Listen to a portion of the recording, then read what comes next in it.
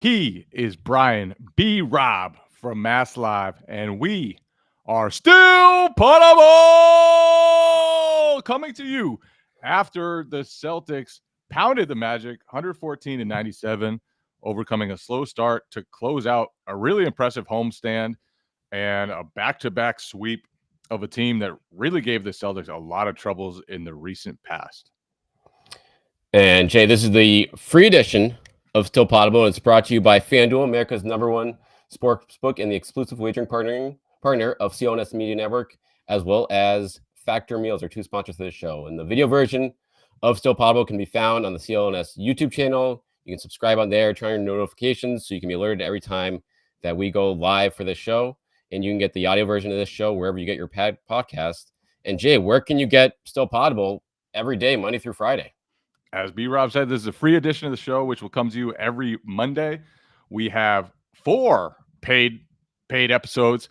There are 2 different ways you can subscribe. You can become a legend. No, a kid. 3 different ways you can subscribe. I'm sorry. You can become a kid, which is 2 episodes a week on top of the free episode. You can become a god, which is 4 episodes a week on top of the free episode. Or you can become a legend, which is every episode, plus you get the ability to come live in the recording booth, ask us questions live if you want, give us your opinions live if you want. So subscribe if you want. Anyone listening to this on CLNS, anywhere else, feel free to subscribe at patreon.com/stillpoddable. B-Rob, it was another impressive performance by the Celtics to the point where they were tooting their own horn after this one. Jason Tatum called it a really impressive week. Joe Mazzulla said, looks like we're playing Celtic basketball out there, which is really, really, really a sign of his happiness after the way the Celtics handled business at home in these 5 games. I just thought it was another window into the mentality of this team. They took away the Magic's, they really went at the Magic the other night. And it would have been easy to say we've sent the message. They know we weren't playing around the other day. Today, Magic come out really well. Paulo Banchero was amazing in the first quarter. Orlando goes up 10, and Boston just never wavered and came back. And I thought, as much as the message was sent the other night, it was sent again by them saying, basically, yeah, we're not just going to do it once. We're going to do it again, and we're going to be tough, and we're going to be physical, and we're going to be the more competitive team. And I just thought tonight or this afternoon, I guess, was just a really impressive performance by the Celtics against a game Magic team that really came out well. Yeah. This is, for as impressive as Friday night was, to your point, like you said, for them to come back and pretty much just do it again against an Orlando team that had a chip on their shoulder, that played well in spurts of this game, was huge. And I think, the story of the game is, the Celtics is playing well, but Jaylen Brown, to me, this entire homestand has been phenomenal. But the way he came out today, I thought, the shooting numbers speak for themselves. But to me, Jay, it's the decision making from earlier in the game. Like, the kickouts, the rim reads are just getting better and better, to the point where he's turning down layups that you could say, oh, maybe you should do that. But he's going for the wide open 3. Like the one he gave up to find Al Horford on the opposite corner. It's wild. I was like, why is Jalen being like Rondo? Why is he passing up a Who is this guy? Attempt? And then he found Horford on the opposite wing for a wide open 3. And it's like, wow, Jaylen Brown is evolving. Exactly. So it's like plays like that, because we've seen Jalen go off. The game against the Wizards is, earlier this season where he went off for whatever, almost 50 in that game. We know he can do that, any given game. But to combine that with the playmaking that he's shown, the progression he's shown, just like the solid reads and the defense, which he's been, trying to build a campaign on for all defensive team. And, when the Celtics are putting together performances like this, that he's been a pretty key part of on the defensive end for, 3-4 straight nights now, that speaks volumes in terms of this. I don't know, I thought it was maybe one of the best weeks of his career, Jay. Is that where are you on that? Probably not too far off. And it's just, he might have had better weeks, but he's doing it differently now. And right. I think he's doing it differently in ways that are just super important to the Celtics team. Jason Tatum picked up his 3rd foul with 8:07 left in the second quarter. did not play the rest of the second quarter, and Jalen just took over. And he didn't take over, like you said, with tough shot making. He didn't take over by, just getting hot. There was nothing unsustainable about it. It was just like Jalen dissected them. And I looked up at one point in the first half, and he had 9 points, 4 assists, and 3 rebounds.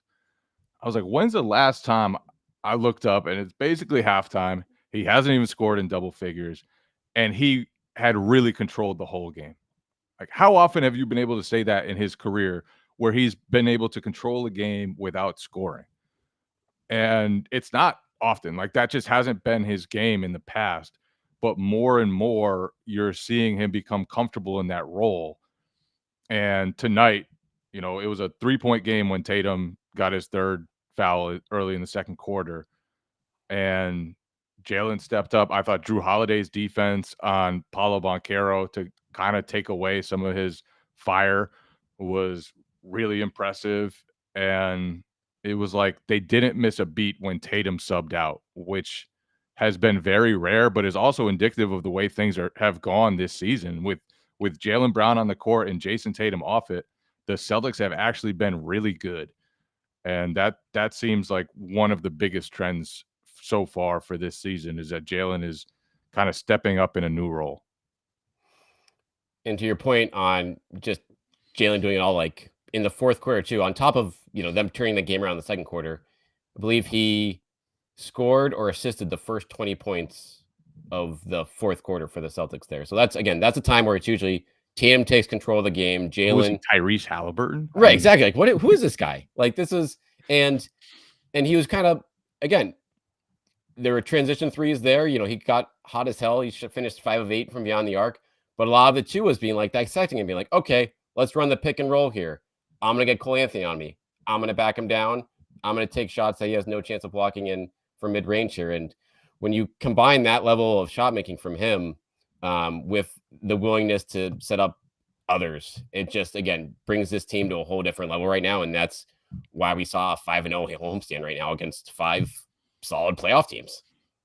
Yeah, the defense, like Banchero hit some tough shots early. They were clearly giving him the 3-pointer. He's a super physical driver. He's like 6'10", 250 and can run offense, which is kind of insane. When he develops, I think he's going to be a real problem. He's a monster. Yeah. And so when he was hitting threes, I think they kind of had to adjust. They were laying off him early. And then they got more aggressive on him. And I thought when they got more aggressive on him, he still scored for a little while longer. He still ended up with 30-something. But they were able to take away his comfort. They were able to start turning the Magic over. They were able to get out in transition. I thought Peyton Pritchard, even though he didn't have a huge stat line at all, I thought he really came in and helped change the game. He came in and he stole the ball from Wagner with like a really gritty play in the paint. He had a couple offensive rebounds. He had one play where he didn't even make the layup, I think, but he just tried to bully Cole Anthony, and it's like, I remember that one. Peyton's really enjoying this fight tonight, and I thought he helped bring them some of the energy, and then Jalen just took control, and Jalen, like we've seen this for all season, pretty much. I think the process has been there for him. But now you can see the game starting to slow down, and that the opportunities that he recognized earlier in the season, he's taking advantage of them now. And I think it's kind of been crazy to watch him go from basically a guy who was like score first, score only on offense at times in the past, to now you can just see him thinking the game. You can see how he's processing things differently. I think even when what was it, like 2 weeks ago when we did the grades of the first quarter of the season, and I think I gave Jalen whatever the top grade was for offense, because you could see he's bought into it. And even though the percentages were down, it was like he's trying to do the right things, and eventually it's going to work. And now it's working, and it's transforming the Celtics. Yeah, you've been on that all year, to your credit. Like it's like it was, and it looked clunky at first. Like there are certain sort of games where you're just like, oof. But his head was in the right place, and when you when he talked about it himself, he was really, pleased with it. And it kind of just speaks to what has been in his career to this point. Like he always, year after year, comes back better in some way or form. And that's, tough to do for an all-star in year, 6 or 7 here. But he's doing it again now. He's doing it on a team where it's easier for him to do it now because opposing defenses have so many guys to worry about now. And especially with the emergence of Derek White. And I don't know, I mean, to me, Jay, like it's one thing for him to do this. For him to do this against an elite defensive team like the Magic is like, that's what sticks out to me here of like, okay, this deserves some extra note. Yeah, let's stop here for a note from our sponsors.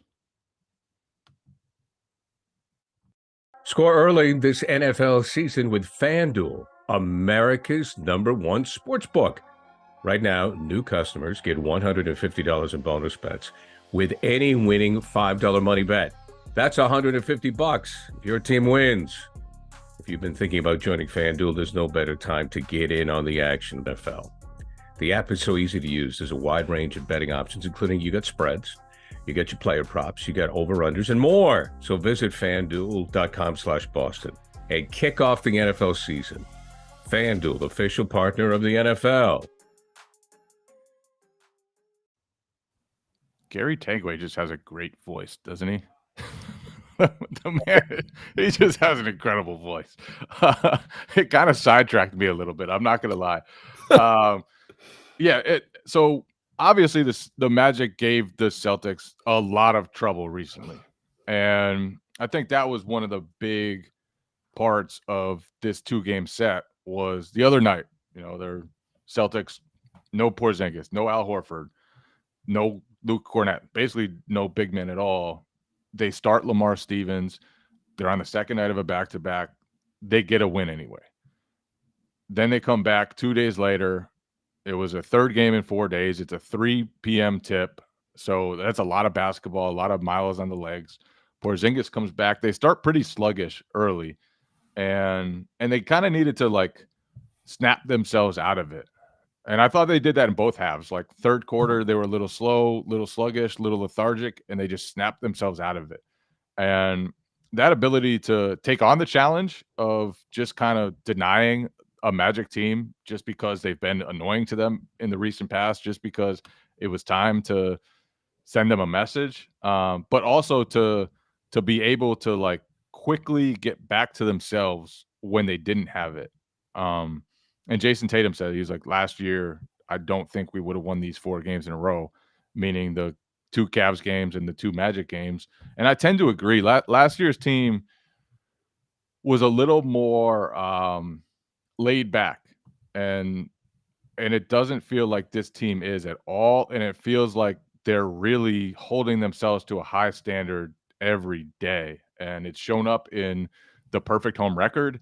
It's shown up in just really minimizing the bad spells here. And Kristaps Porzingis brought up tonight how when they went on the road before this homestand, like he didn't think they played great basketball. And he said they met and kind of looked at the offense, re-examined some things.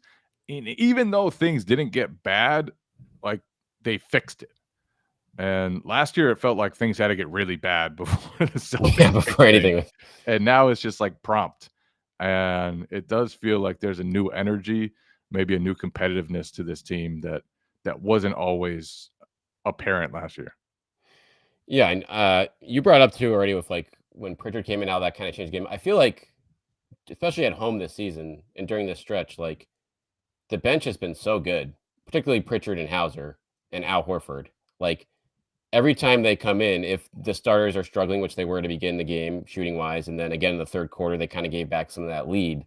And we know how good that starting group has been all year. But when there's any drop off there, the tide kind of turns and the intensity level ratchets it up when Pritchard and Horford comes in, whether it's them grinding for rebounds or just making the right process offensively. So I think part of that is the urgency in my mind of like the team this year versus last. I think part of a guy like knowing their roles perfectly and fitting them perfectly to what the team needs and just the type of players they have coming off there. But it is like right now, Jay, like, I can't think of the last on this homestand, like who's had like a bad game, like off the bench, like everyone kind of just does their thing, either plays to their level or above it on certain nights, like, Pritchard did on Friday night. But either way, it's like, it's kicking the craps out of other teams' second unit and really, turning what is, already a great team to an unbeatable team at home right now for the Celtics.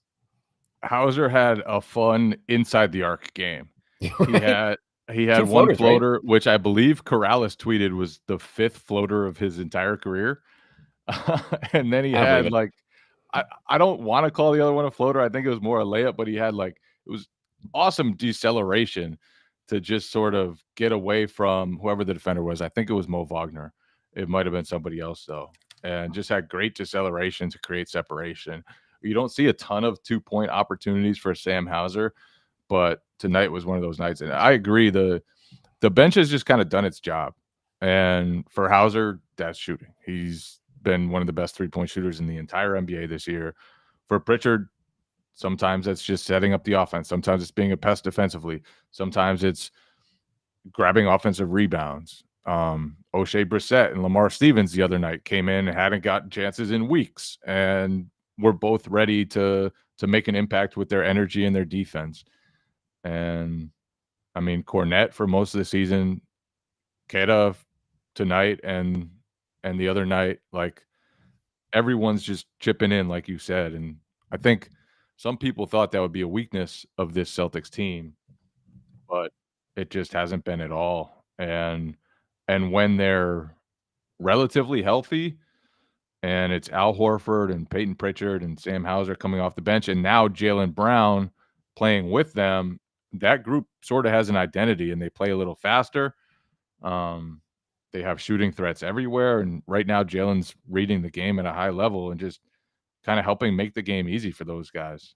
So that stretch when Tatum went out and it was a 3-point game, next thing you know it, they're up 15, and it could have been a dangerous time for the Celtics. Instead, they just put the magic away. And Orlando came back a little bit in the third quarter, but again, the Celtics just responded. And these 4 games against Cleveland, 2 against Cleveland, 2 against Orlando, like those are tough games, really tough games. And it's tough to beat a team twice in a row and to handle them the way that the Celtics did, and to just basically control the entire, like, how much trouble did they really face during these 4 games? It was like they controlled every game for the most part, except like part of one Cleveland game. Right. I think I want to say, friend of the show Ryan Brandoni tweeted out in the entire homestand, I think 5 games, they only trailed in the fourth quarter in 2 minutes of that entire, whatever, like 60 minutes of fourth quarter action over this one, which is nuts when you consider the competition there. To your point, it's just like either they got a challenge like once, in that Cleveland game where they had to close things out, but everything else was just like business was taken care of, or them pulling away late. Yeah, and that's the mentality Joe keeps talking about, is like, just be solid, just be competitive, just be tough all the time. And you could just tell he's really happy about the way things are trending right now. Like that was maybe the happiest we've seen Joe Mazzulla, for him to say like, we're really starting to play Celtic basketball.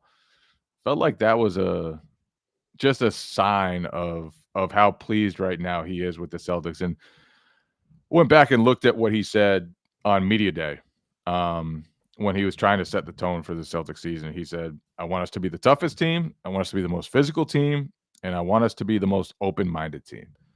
And open-mindedness, I think that was answered very quickly. Like, everybody was like, I'll come off the bench. Even Jason Tatum and Jaylen Brown were like, I'll come off the bench if you want me to. Like, shut up, guys. You're not coming off the bench. But they all kind of embraced the idea that it could be anybody's name on a given night that had to come off the bench. And it's been Al every time. It hasn't been a changing thing. But they were all cool with it. And I think you look at the way that, like, the stats of everybody's usage rate basically is down, except I think Derek White. Jaylen Brown, he's scoring like 5 or 6 fewer points a game, and these guys don't care. And so the open-mindedness, I think that was answered very quickly. The physical toughness part, they've always been a very good defense. I thought last year their toughness lacked, and toughness in like it took them a while to respond to challenges. They lost one at home to Miami and didn't just come out and kick ass the next day. There was just so many moments last year where you're like, why is this team take so long to stand up and answer this bell?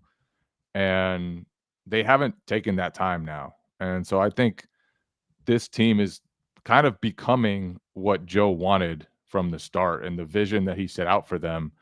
And I think that's why he's so happy, is because they are taking on the form.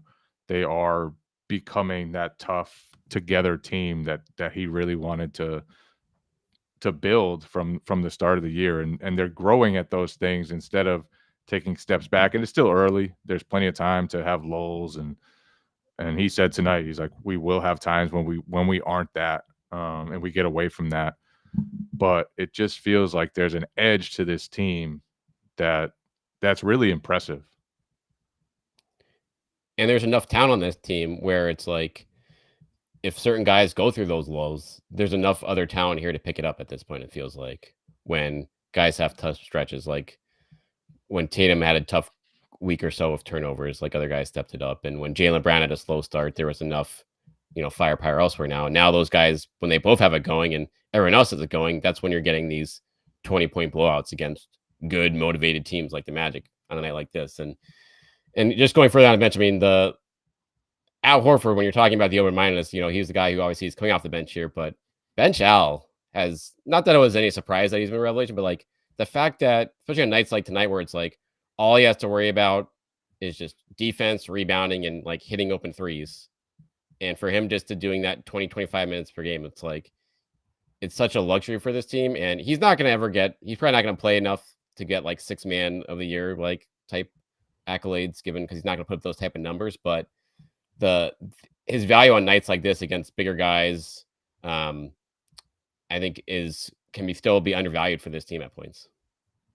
Yeah. And Al, I mean, I think Drew Holiday called him Mr. Reliable.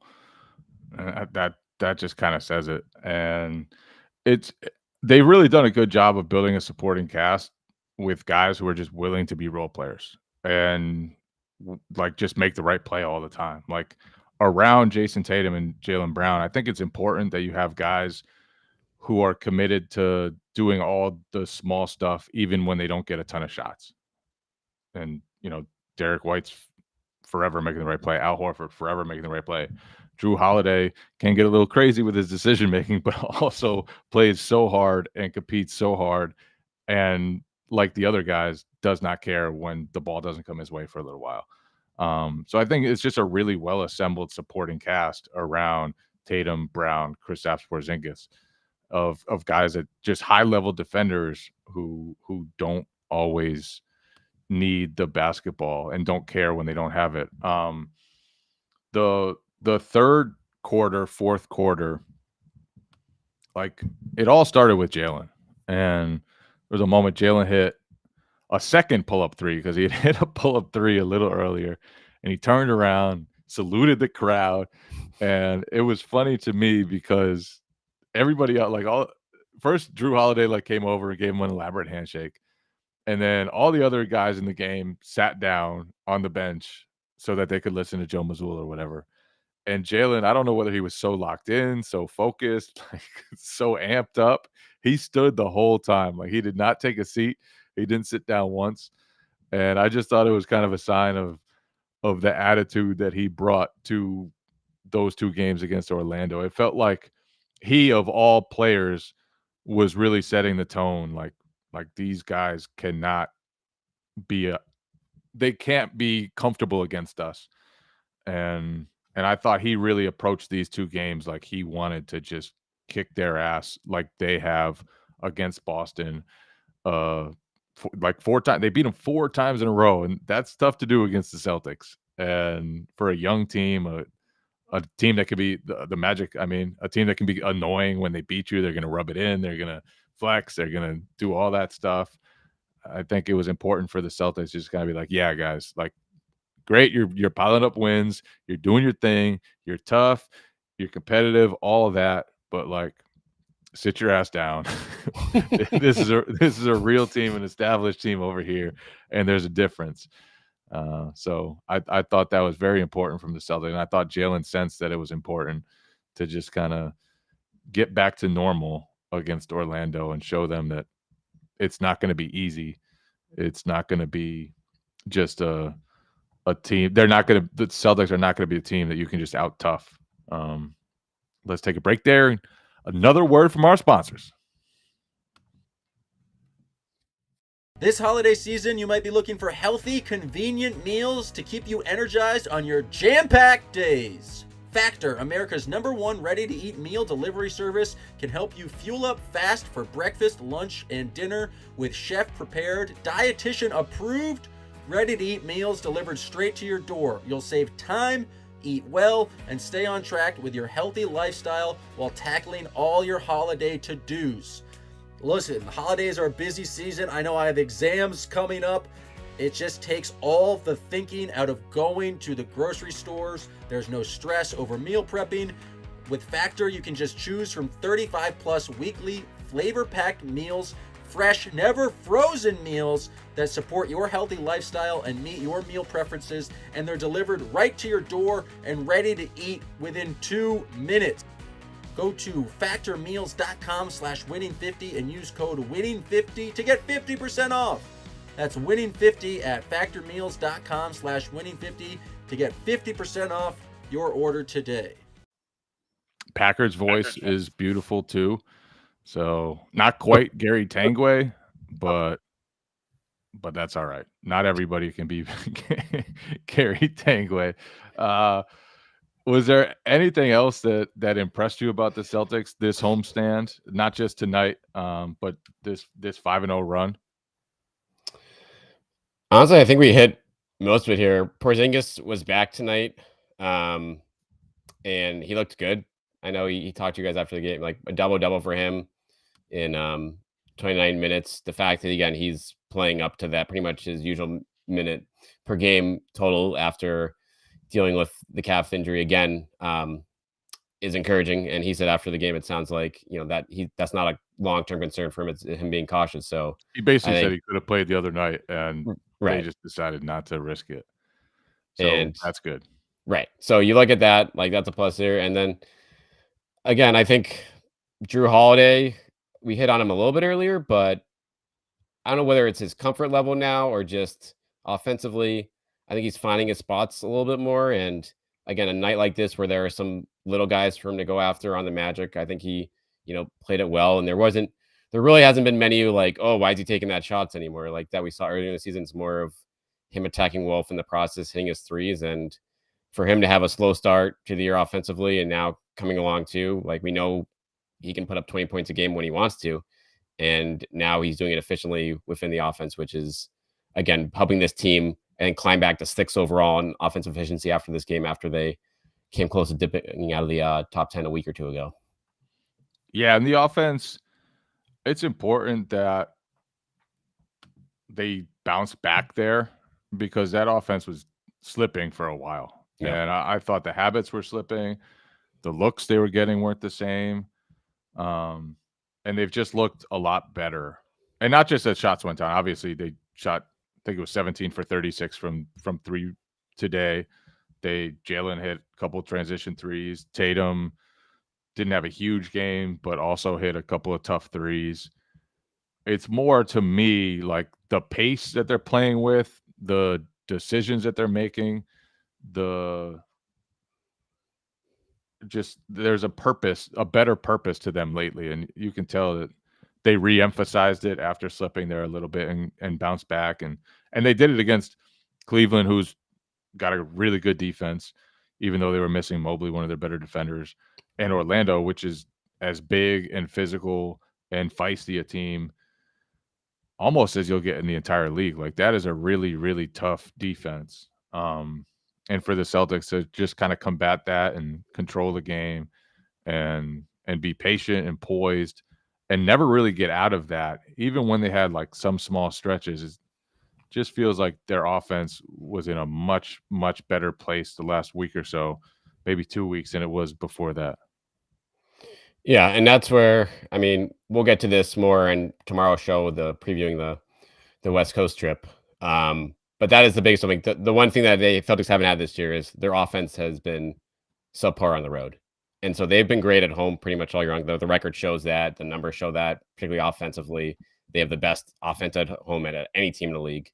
So now this is not the finals for them, but this is like the next step for them. Like, okay, can this, what we've seen on this homestand, will this be able to travel against, the likes of Golden State, the Clippers, who are playing probably as well as any team in the West right now. So we'll get into that maybe more, but certainly for them to shore things up on that end of the floor during this home stretch against really good teams is big for this group. And as good as the offense is, I honestly think like maybe even the defense has been more impressive during this homestand because Magic shot 38% today, 30% from three. And outside of Banchero, like they only had one other guy in double figures. Suggs was the only other guy who scored over 10 points today. Like Orlando's not a great offensive team, but that still just shows you, how well this team is playing team defense right now. Yeah, and they kind of took a Banchero haymaker to the face. He had, I think it was 19 points in the first quarter. He was really amazing. He's in everything. He had some incredible plays when he when he really rounds out his game, and if he adds a jumper, especially if he adds a jumper, he's so big and so coordinated for his size that, I know he didn't have a great game Friday or an efficient game Friday, but even then he had like just some special finishes that you'd never see a guy with his physique have. And the Celtics tonight, like he scored, he got his, but nobody else did. And the Magic, like the previous 4 games against Boston, kind of punked the Celtics. Like really took them out of what they wanted to do, got a bunch of offensive rebounds, were able to be physical, driving to the rim. And I thought they took a lot of that away. And even Banchero, a lot of his stuff was jumpers. And he doesn't love to shoot jumpers, but they forced him into that. He hit a couple of tough ones, especially on Drew Holiday. After one of them, Drew Holiday kind of looked like, what the heck? I can't believe he just made that one. My hand was in his eyeballs. But I just felt like they stuck with it and kept protecting the paint, kept being feisty, and it like these 2 games against Orlando had a 180-degree different feel than the previous 4 games against Orlando. And I think it was, one, the Celtics taking that matchup very seriously because Orlando kind of woke them up. I don't know if shook them is the right word, but definitely got their attention. And another part of it is that like right now the Celtics are they're really kind of dialed in and taking that mentality that every play matters, every game matters. The home road stuff is interesting. I think part of that is probably circumstantial. They played Minnesota on the road, who has the best defense in the league. They had like just a bad stretch on the road where they played in Toronto and then Memphis. And I think it was just kind of like they were just in a funk as a team. I don't know if it had to just do with the road. Maybe it was, though. And it's definitely something that they have to prove, that they can go out and score on the road and play better on the road. I guess they only have, what are they, 6 and 5 on the road? So not great, but not terrible either. Yeah, that's fine. If you're undefeated at home, that's a fine road record. Like you're gonna be cruising to the 1 seed in the East if you can. You're gonna win 30, 35 games at TD Garden. And this should be a really tough road trip. It's Golden State in the first game on Tuesday, and Golden State, they haven't played great, but they're just desperate right now for wins, and they just changed their starting lineup. Draymond's out, so they're not like the championship team that Boston played a couple years ago, but obviously Steph is playing at a super high level. Then you go to Sacramento on the second night of a back-to-back, and like you said the other day, that'll be the 5th game in 7 nights, I believe, for the Celtics. That's right. And the Kings are just a brutal team to play in that type of situation because they play so fast. They're going to get up and down the court, even in the half court. They play with a super pace. De'Aaron Fox is so tough to stay in front of. And then they have a couple days off, and Then they go to LA and play the Clippers, who are streaking, playing as well as anybody right now, and the Lakers, who are just coming off the in-season tournament win. So this is a really tough road trip. It doesn't get any easier for the Celtics right now, and we'll see if the mentality, the mindset they showed at home will carry over into, again, it's just one test after another of, can you be tough enough to overcome the challenges of, the Warriors being desperate? Can you be tough enough to overcome Kings in the 5th game in 7 nights? So it'll just be more tests, I think, for what Mazzulla, the mindset Mazzulla is trying to build. It's funny, like the Celtics have already played, I think, the toughest or second toughest schedule in the league right now. And then they have this road trip coming up, and you're like, when are the easy games coming for this team? Well, but I guess they're coming in January, right? It's Detroit, December 28th, San Antonio, December 31st, Utah, January 5th. So it lightens up a little bit coming up. But yeah, you're like, how do they have one of the toughest schedules already? And then they play all these teams. While the 76ers, it seems like all they're playing is like Detroit and San Antonio and Washington. Just rotating back-to-backs against them. It is. I mean, and it's fine. I mean, whatever. Like, Celtics are winning these games, so it's like, all right, they'll be able to, take their foot off the gas a little bit if they need to, or get guys some rest if they need to against those opponents. But it does not get any easier just quite yet. All right, Jay, should we go to we have any junk here? Should we go to the jump and tribute to Mr. Packard? Yeah, let's do this little junk action. This is what we do every game, every post-game podcast. We go into some of the sillier parts of the game. One of the I noted was Tatum's snarl after blocking the hell out of Paolo Banchero late. It just seemed to me like another sign of the Celtics' attitude in this game. It was like a 15 or 20-point game by then. The bucket wouldn't have mattered.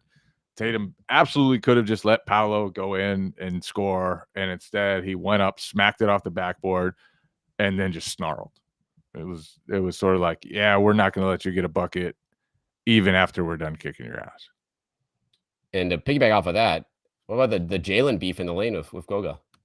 That was fun. The wrap up, and Jalen was not having any of that. And that was fun. Yeah, it was a whole sequence because Goga, it looked like Goga kind of shoved Jalen a little bit on the previous play.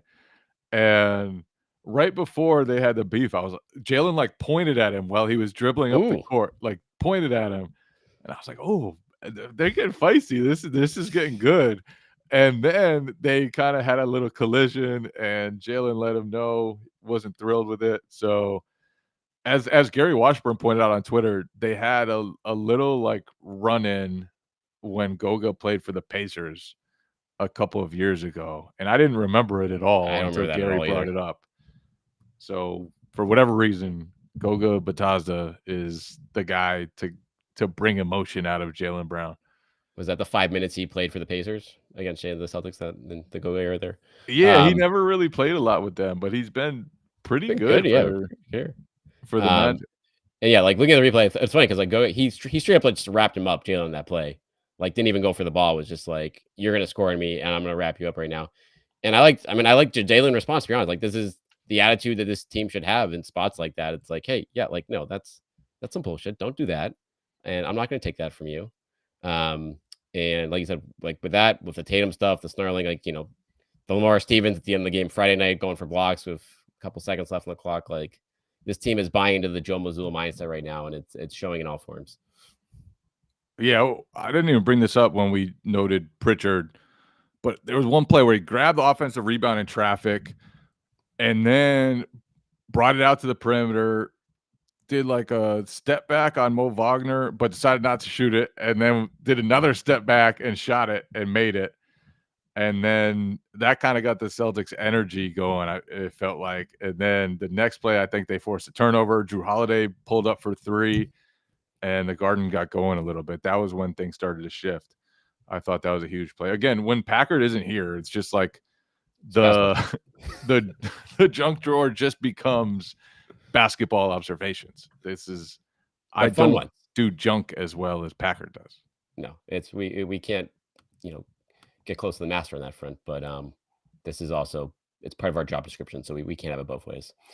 I have here's some of my junk. I mean, they're not junk, just a complaint.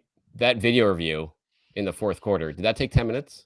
Like, what the hell did they look at for that Yeah, long? that did take a while. Like, they have you have help in New Jersey in the NBA. Like, they have 1,000 angles of this. How does any review take longer than just a commercial break at this point? Like, that's, I think, the NBA's biggest crime at this point. And so they were basically trying to determine possession after it was initially called a foul, but Right. wasn't a foul. And so they were trying to determine whether it was Celtics or Magic ball, and it just took forever. And it was funny because Joe Mazzulla actually had, for whatever reason, the pregame press conference was focused almost entirely on challenges. And he basically said, yeah, what you're really trying to avoid is the challenge where even if you get it right, the other team keeps possession of the ball and then gets a chance to score anyway. It was funny because then Jamal Mosley used the challenge in the exact type of scenario where the challenge was successful, but the Celtics ended up getting the ball back. And I don't think they capitalized on it. I think Jason Tatum missed a jumper at the shot clock buzzer, but it was funny how it just kind of worked out that way after Mazzulla. No, actually, I think he made a 3 there, Jay, actually. Did he? Yeah. Yeah, he did. And they did capitalize. They got it. And it was the exact same scenario. Joe was like, you don't want to do that. That's amazing. And Joe's on a challenge run. He's on a successful run of challenges. Today, he had one where I was kind of like, I'm not sure why challenge the Neemias Queta call in the first half. However, it got overturned, and then not only that, but it was on Mo Wagner. So Joe's had a couple of those lately where he got the foul switched from the Celtics to the other side. So Matt Reynolds is doing his job. Joe's on it lately with the challenges. I feel like he's done a really good job of finding calls, the right calls to make sure that they're overturned lately. Nice challenge streak. I wonder if Reynolds can, negotiate something into his deal. If like, hey, if I hit 80% success rate on challenges, like what type of bonus can I get here? He's got to. It was also a kind of funny moment pregame.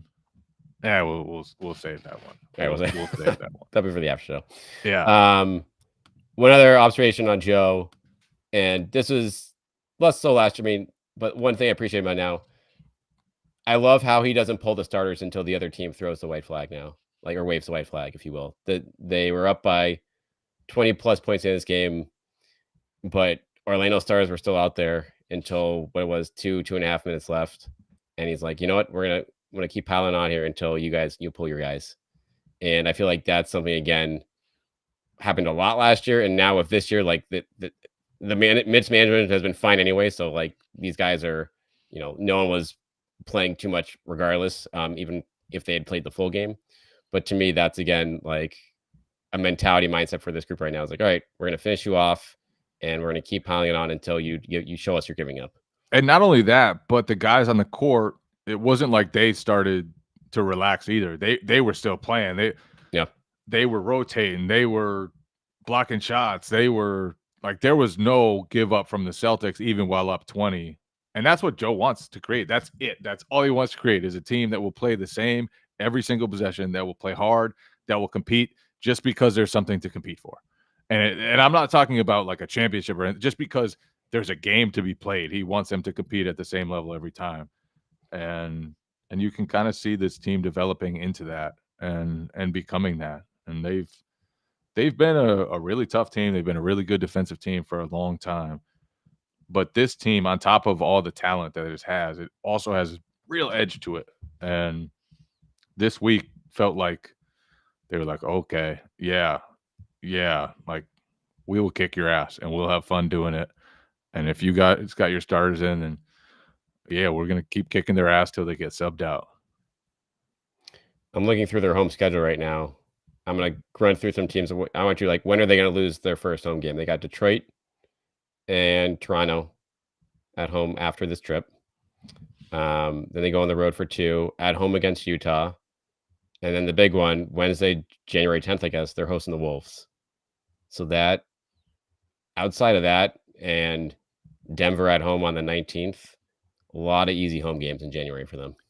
I actually don't think they'll lose to an elite team at home. I think they'll win the really high-profile matchups that they get up for. I think it would be a sneaky game like Toronto on the second night of a back-to-back. Sure. That's That would be like a real test, another test of like, can you get up for that one? Because the Raptors, they're not the Magic. They're not a team that's gotten the best of you for a long time. There's no like real history between the Celtics and Raptors. Now, obviously, the playoff series from years ago, but that's a very different Raptors team. I wouldn't. They're mad about challenges, though. They've got a beef with challenges, though. After this year, they do have a challenge beef. Dennis Schroeder, look out! They do have a challenge beef. But yeah, then if they win that, this team could be pretty undefeated at home for a while. I don't know, but then you say that you could lose anyone. Right. They'll lose to the Pistons. That could be the Pistons could be making history on that game on the 28th if they. Wouldn't that be hilarious? They could be going for the NBA record. I think 27-28 straight losses, which would match what the Sixers did during the process era.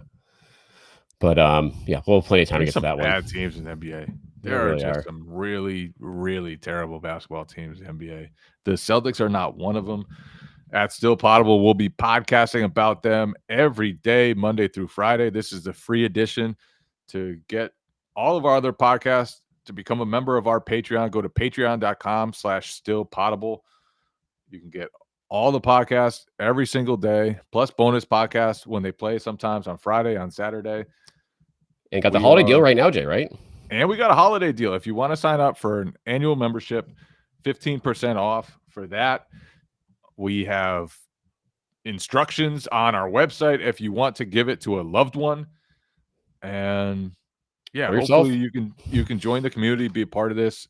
It's becoming, to me, something special to have so many people in our chat. We have a chat on Patreon where we discuss games during the middle of them. A lot of people active in there, and we really appreciate it. We appreciate you all. And B-Rob, I appreciate you. We are Still Poddable.